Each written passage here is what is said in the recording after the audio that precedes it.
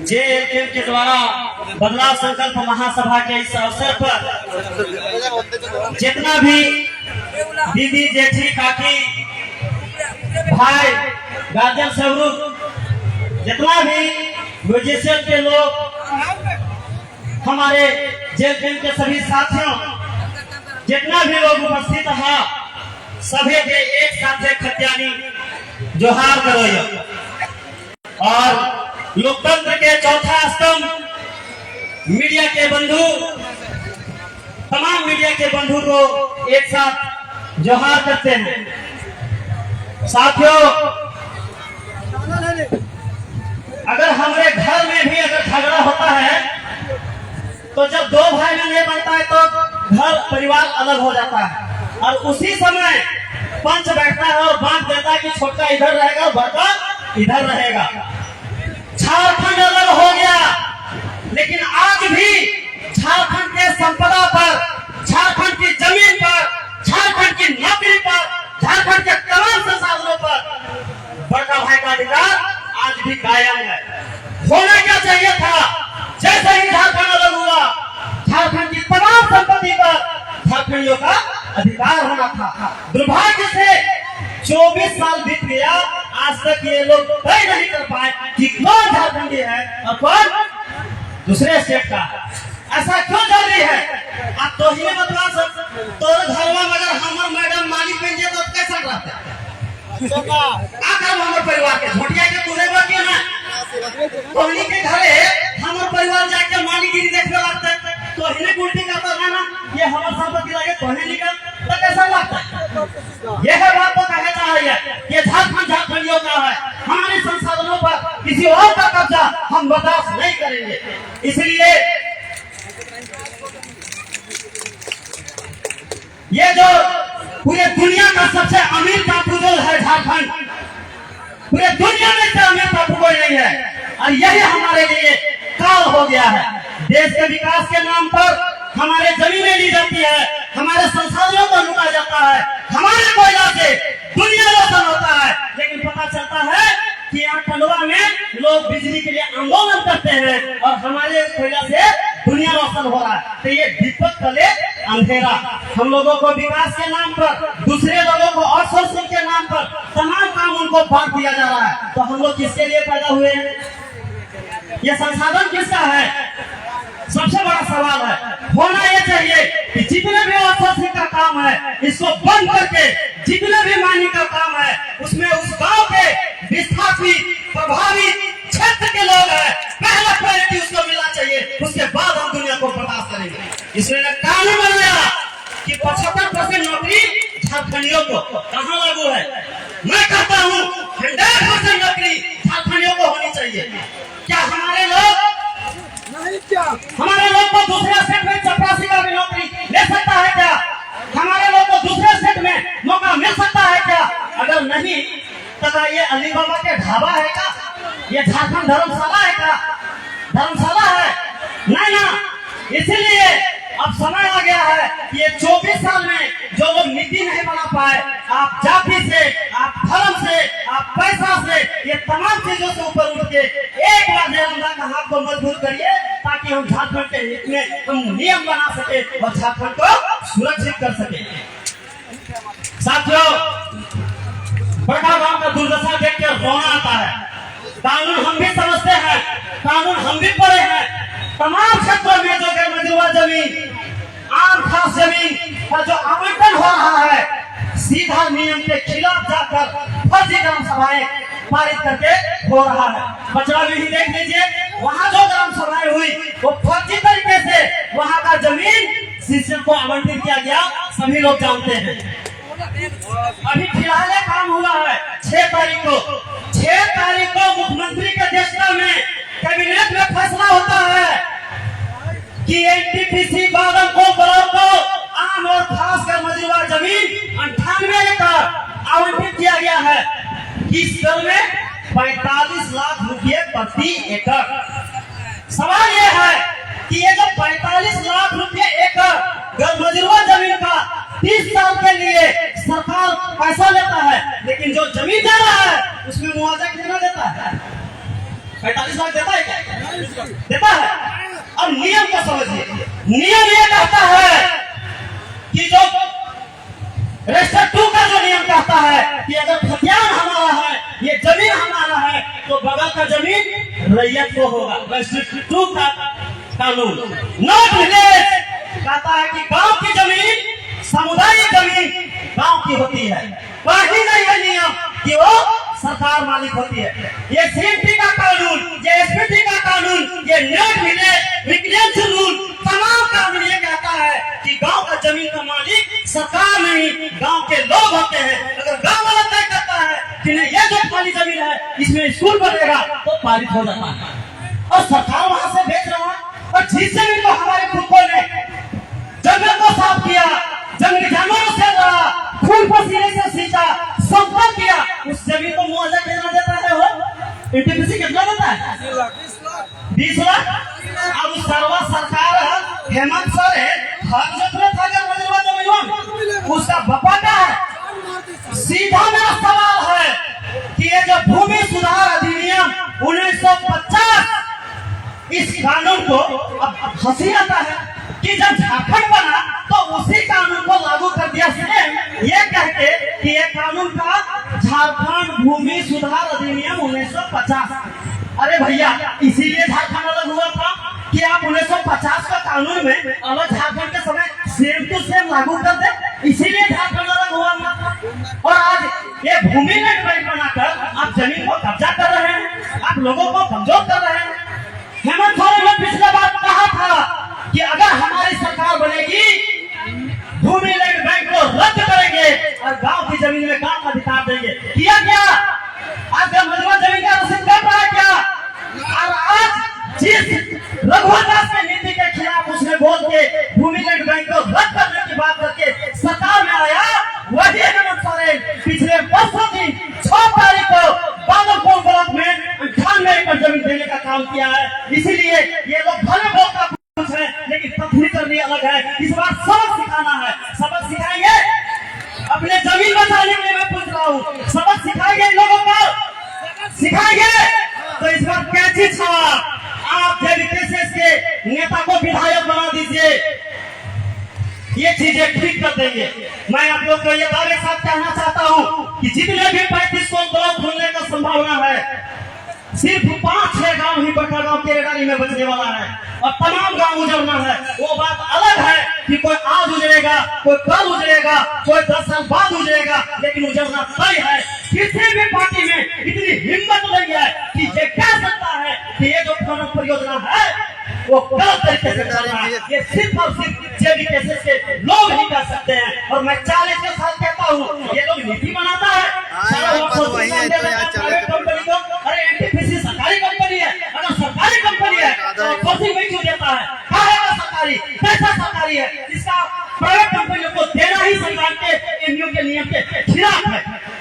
इसीलिए इस बात को कोई नहीं बोलता है। मैं आप लोगों को दावे के साथ कहता हूँ, आप लोग जेडीएस का यहाँ विधायक बना दीजिए। इन कंपनियों में आप जाकर खड़ा रहना और चेक करना गेट में जो भी मजदूर अगर वो आधार कार्ड दिखाता है कि वो केरेडारी का है, वो पचड़ा का है, वो पगार का है, तो उसको एंट्री देना। और अगर यहाँ का नहीं है, उठा कर फेंक देना, समझ लेंगे। आप जेडीएस के नेता बना दीजिए, यहाँ से विधायक बना दीजिए। ये तमाम जो ट्रांसपोर्टिंग का काम, नॉन टेक्निकल काम, सीओ डिग्रेड का काम, ये तमाम काम यहाँ का विस्थापित और प्रभावित परिवार के लोगों को ही मिलेगा, ये मैं कहने आया हूँ। और इसलिए आप जेडीएस को जेल के कैची छाप में वोट करें, ये मैं कहना चाहता हूँ आप लोगों से। साथियों, अभी तक ऐसी नीति नहीं बनी। यहाँ का संसाधन देशी विदेशी कंपनियों के और सरकारों का एटीएम बन के रह गया है। पहली बार कोई पार्टी आपको चैलेंज के साथ कहती है कि अब खदान भी हमारा होगा, काम करने वाले लोग भी हमारे होंगे और उसका हिस्सा भी हमारा मिलेगा। इसीलिए जेडीएस चला रहा है कि अगर बहुत जल्दी हुआ, बड़ी बड़ी कंपनियों से ही नहीं कराना पड़े, तो हमारा नारा है कि जमीन हमारी, पूंजी तुम्हारी, और जो उत्पादन होगा उस लाभ में बराबर की हिस्सेदारी होगी। और ये बात आप लोग कान खोल कर सुन लीजिए। आप लोगों को ये कहा गया है कि 3 फीट के नीचे सरकार मालिक है। कहाँ है? हमने एक बड़ा बाबू से लड़ गया था इस मसले पर। हमने कहा था कि अगर आप दिखा देंगे तो मैं गजल कराऊंगा। मैं भी संविधान को पढ़ता हूँ। संविधान के 39 ये कहता है कि भौतिक संसाधनों, भौतिक मतलब भेड़ा, पत्थर, कोयला, सोना, चांदी, अवरक, जमीन, ये तमाम चीज समुदाय के अधीन है। हमने पिछले बार केरेडारी सीओ से आंखियां लगाकर पूछा था कि सीओ साहब बताइए, केरेडारी प्रखंड के अंतर्गत जितना भी जमीन है उस जमीन का मालिक कौन है? क्या सीओ साहब है? झारखंड सरकार है कि जमीन का मालिक है? पता है क्या जवाब दिया? मेरे कार्यालय में इस सवाल का कोई जवाब नहीं। फिर हमने डीसी को लगाया, बोले डीसी साहिबा आप बताइए, क्या हजारीबाग जिला के अंतर्गत जितनी भी जमीन है या जो संपदा है, क्या उसका मालिक झारखंड सरकार है? उसका मालिक आप है? कि जो जमीन को खोड़ा, जो जमीन को खोदा, जो खेत बनाया, जो टैक्स देता है, वो मालिक है? बोला मेरे पास भी कोई जवाब नहीं। तब फिर हम लोगों ने सुप्रीम कोर्ट लेकर गया था और सुप्रीम कोर्ट ने कहा था कि जमीन मालिक ही खनिज का मालिक है, सरकार नहीं। और फिर एक फैसला 1 महीना पहले आया, उसने ये कहा कि कोयला या मिनरल से जो रॉयल्टी लिया जाता है वो टैक्स नहीं है। कोई भी राज्य सरकार इन खनिजों से कानून बना के टैक्स वसूल कर सकती है और वहाँ के स्थानीय लोगों को लाभ हो, इसके लिए कानून बना सकती है। माननीय सुप्रीम कोर्ट का ये कहना है। ऐसे में सवाल है कि आज समय आ गया है कि जेएचएम के नेतृत्व में आज हम लोग एक लंबी लड़ाई की तैयारी कर रहे हैं। वोट बैंक या फिर चुनावी राजनीति उन्हीं का एक रणनीति है, लेकिन हम लोग तमाम मोर्चे पर लड़ेंगे और आने वाले समय में तमाम ये जो संसाधन है इससे यहाँ के लोगों को अधिकार मिलेगा। मैं एक छोटा उदाहरण के बाद समझा देता हूँ, क्योंकि ये बात आप लोगों को समझना चाहिए कि झारखंड में 20 लाख से ज्यादा महिलाएं दिल्ली, मुंबई जैसे शहरों में पोछा बर्तन साफ करने का काम करती है।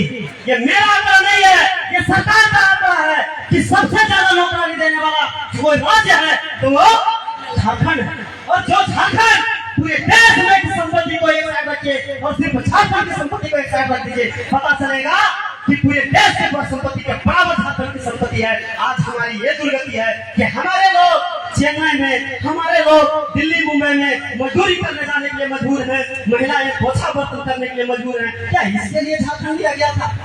ये झारखंड की कल्पना थी, इसके लिए 88 साल संघर्ष हुआ था। इसलिए मैं आप लोगों से कहना चाहता हूँ कि जेबीकेएसएस को मजबूत कीजिए। आने वाले समय में आप लोग को जरूरत नहीं पड़ेगा कि हमारे युवा दिल्ली, मुंबई जैसे शहरों में जाकर 8-10 हजार की नौकरी पाने के लिए उनको भटकना पड़े। आप लोग को लगता होगा कि ये विकास पागल है, ये पता नहीं कैसे बात कर रहा है, लेकिन मैं जो बात कह रहा हूँ वो बात मैं संवैधानिक मूल्यों के आधार पर कह रहा हूँ, संवैधानिक नियमों के आधार पर कह रहा हूँ। लेकिन संविधान भी तब लागू नहीं होता है जब जनता उस पर चुप्पी साधती है।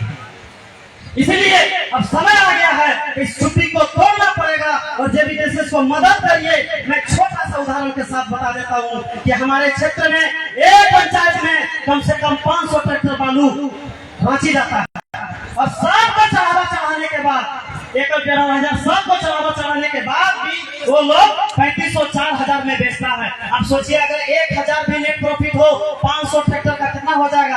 5 या 15 लाख, 30 दिन में कितना हो जाएगा? 15 दिया 4.5 करोड़, 4.5 करोड़ जिस पंचायत में पैसा आएगा बांट दीजिए। 500,000 से ज्यादा घर में होता है, कितना कितना पैसा होगा? 10-10, 20-20 हजार रुपया हर सभी के घरों में जा सकता है अगर कानून लागू होता है। अगर राज्य सरकार अपना पावर 39B को इस्तेमाल करता है तो तमाम जो संसाधन है उसमें जब नियम बन जाएगा तो यहाँ के लोगों को दिल्ली, मुंबई जैसे शहरों में भटकने की जरूरत नहीं होगी। इसीलिए आपको ये काम करने की जरूरत है। अंत में मैं ये कहना चाहूंगा कि क्षेत्र में जितने भी कोल ब्लॉक आवंटन हुए हैं, पगार का जो कोल ब्लॉक है, जब इसको एनटीपीसी को कोल ब्लॉक रद्द था, ऐसे परिस्थिति में 2 200 एकड़ जमीन इसको आवंटित किया गया है। ये सीधा एमयू के नियम के खिलाफ है। हम लोग इसके खिलाफ वोट डालने वाले हैं। मैं आप लोगों को कह देता हूँ कि ऐसे ऐसे घटनाएं तमाम जगह हो रहे हैं, इसलिए हमको तो ये कहते हुए शर्म लगता है कि यहाँ के जो डीसी महोदया है, पता नहीं इतना पतित क्यों बन रही है, सभी नियम को खाक में रख के जो काम कर रही है। इससे हमारा इनको कहना है, साला इतना तो झुमका नहीं गिरा होगा बरेली के बाजार में, जितना डीसी साहिबा गिर गए। ये अमानी अदानी और एनटीपीसी के प्यार, ये क्या प्यार है भाई? क्यों इनके खिलाफ आंदोलन कर रहे हैं? ये मेरा सवाल है। अगर जनता आंदोलन करता है तो उसको जांच बंद भी करता है ना, तो उसको केस कर दिया जाता है। 12 बजे रात के जिसको खाया होता है उसके घरों में पुलिस जाती है। लेकिन मैं पूछना चाहता हूँ, क्या पुलिस अपराधियों को पकड़ने के लिए इतना तत्पर रहता है क्या? नहीं। लेकिन जो आंदोलन करते हैं उसको फर्जी केसों में फंसा के उसको परेशान। मैं पूछना चाहता हूँ कि आप लोग नौकर किसके हैं, जनता के या कंपनी के? सीधा सवाल सीओ से है, आप नौकर किसके हैं, जनता के या कंपनी के? मैं डीसी साहब से पूछना चाहता हूँ कि आप नौकर किसके हैं? जनता को कहता है कि आप सरकार विरोधी, विकास विरोधी, आप पर केस होगा तो आप देशद्रोही हैं, गद्दार है। अरे जनता तो जनता है, लेकिन सबसे बड़ा गद्दार वो है जो संविधान की शपथ लेता है, जो संविधान को शपथ लेने के बाद गैर कानूनी काम करता है, गैर सरकारी काम करता है, संविधान के खिलाफ काम करता है। उससे बड़ा गद्दार कोई हो नहीं सकता, उससे बड़ा देशद्रोही कोई हो नहीं सकता, उससे बड़ा अपराधी कोई हो नहीं सकता। मैं चैलेंज के साथ कह रहा हूँ कि वीडियो सीओ से लेकर वो तमाम डीसी से लेकर मैं राज्य सरकार को भी जो संविधान के खिलाफ काम करता है, मैं उसको देशद्रोही कहूंगा। और मैं कहूंगा जो उखाड़ना है उखाड़ ले। इसीलिए साथियों, बातें बहुत है, मैं ज्यादा नहीं कहूंगा, लेकिन इतना ही कहते हुए कि आप लोग झारखंड को अगर आज नहीं बचा सके तो आने वाले समय में नहीं बचा सकेंगे।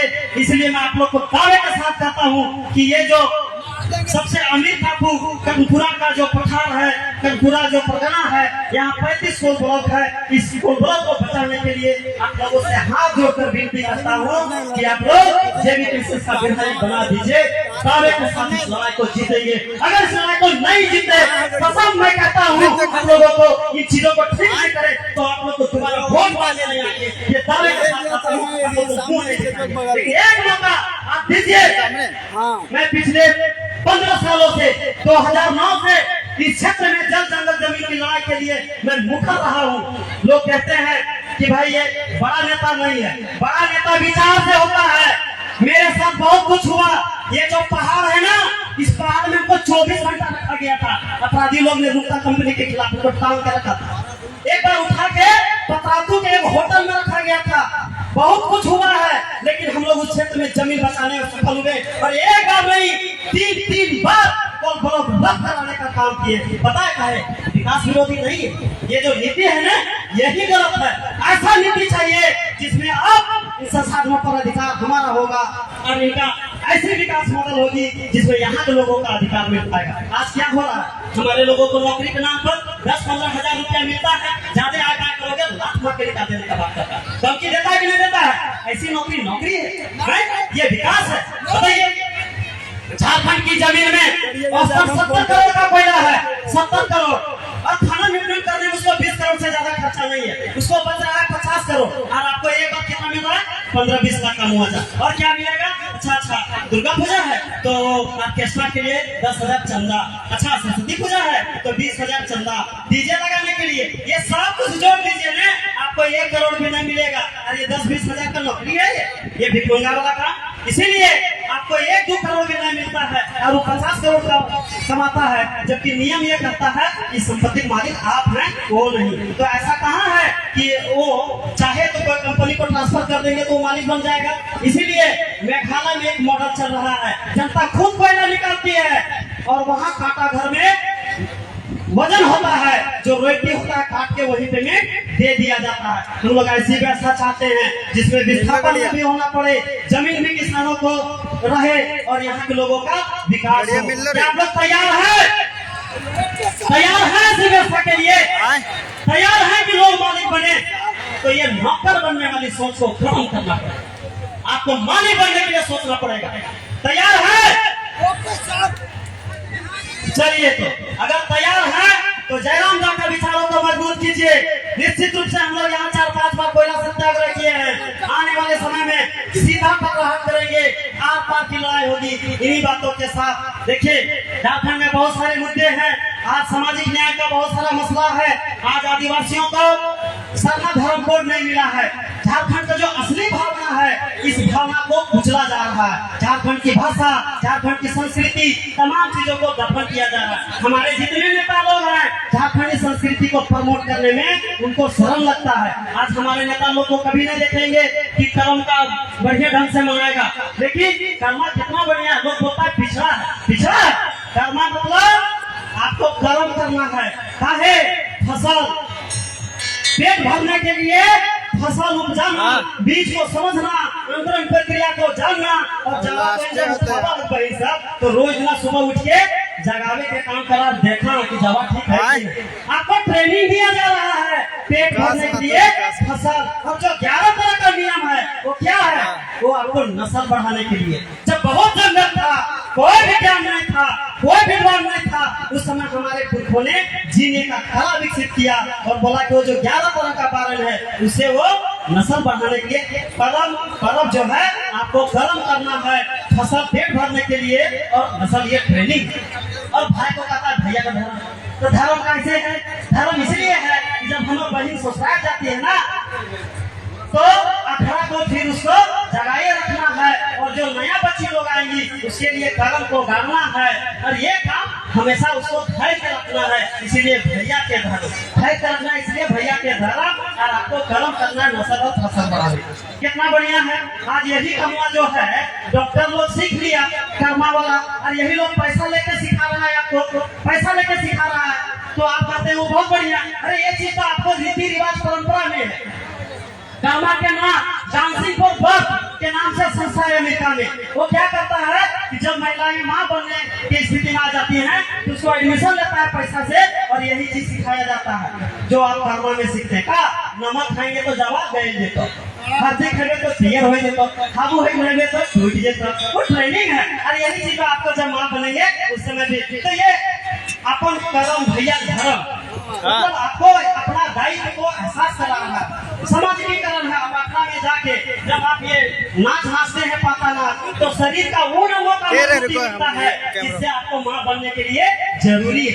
ये चीज आपको करना में नाच कर। अमेरिका वाले लोग पैसा लेकर सिखा रहे हैं, और आपके बात को खाया अखड़ा सिखा दिया। कहे छोड़ दे रहे हैं भाई ये सब बात। इतना बढ़िया चीज है। शारीरिक विकास हुआ, भावनात्मक विकास के लिए खीरा बेटा का कॉन्सेप्ट है। कहा कि नहीं बोला थी मैया के बेटा, मैया के जीवा गैया लगे और बापा जीवा फसैया लगे, बोला थी ने।